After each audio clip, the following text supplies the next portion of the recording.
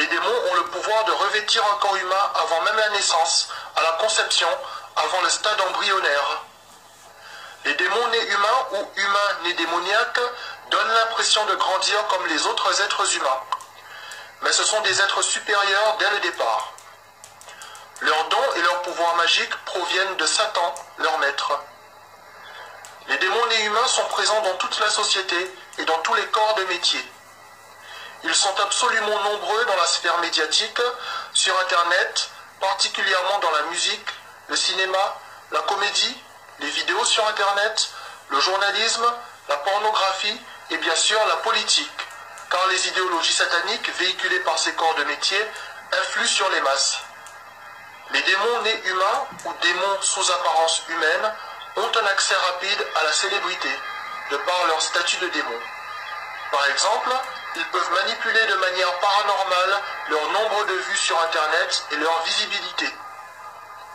Les démons nés humains sont reconnaissables par ce qu'ils mettent en avant, et ce qu'ils mettent en avant est systématiquement contraire à la parole de Dieu. Déviance sexuelle, débauche sexuelle, pédophilie, alcoolisme, consommation de drogue, violence, amour de l'argent, starification, célébrité, vedette, star, people, ce qui correspond à de l'idolâtrie contraire à la parole de Dieu. Les humains qui pratiquent ces choses et qui ne se repentent pas iront en enfer, et c'est principalement l'objectif des démons nés humains, amener avec eux les âmes humaines en enfer, sachant que leur sang est scellé. Les démons nés humains ont été évoqués dans la Bible. En effet, les Néphilim étaient des démons nés humains, des géants issus d'accouplement entre des démons et des femmes. Les géants Néphilim sont morts, ne disposant que d'une vie humaine. Beaucoup parmi ces géants ont péri durant le déluge des eaux à l'époque de Noé. Mais les démons, en tant qu'esprits, sont évidemment restés en vie.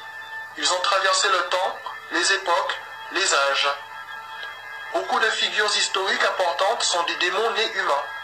Ce sont des démons qui ont revêtu des corps humains tout au long de l'histoire.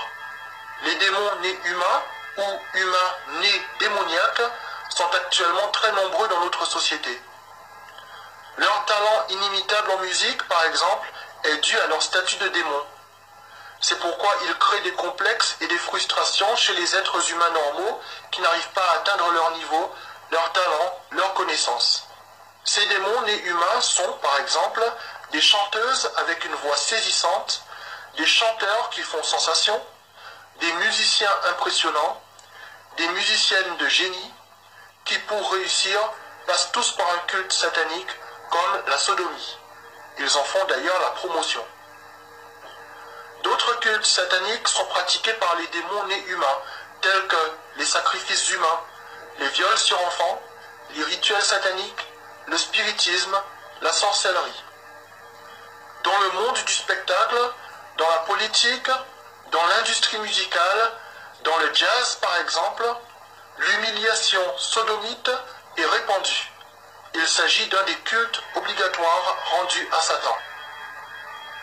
Comme cela a été dit, les démons nés humains ou humains nés démoniaques sont des êtres sous apparence humaine qui créent la frustration chez les êtres humains normaux.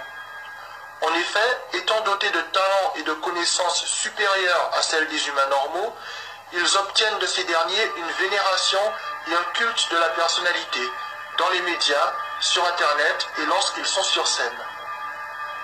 L'existence de ces démons nés humains est dévoilée sur Internet. Certains leur donnent le nom de reptiliens, de clones, d'extraterrestres ou d'aliens. Les démons nés humains ou humains nés démoniaques, ainsi que les démons spirituels, périront avec Satan lors du jugement dernier. Ils seront jetés en enfer avec les âmes humaines qui les ont suivis. Ce qui sauvera des âmes, ce qui mènera des âmes humaines au paradis éternellement, c'est la repentance en Jésus, la foi, les œuvres de foi, ainsi que la proclamation du royaume de Dieu à venir.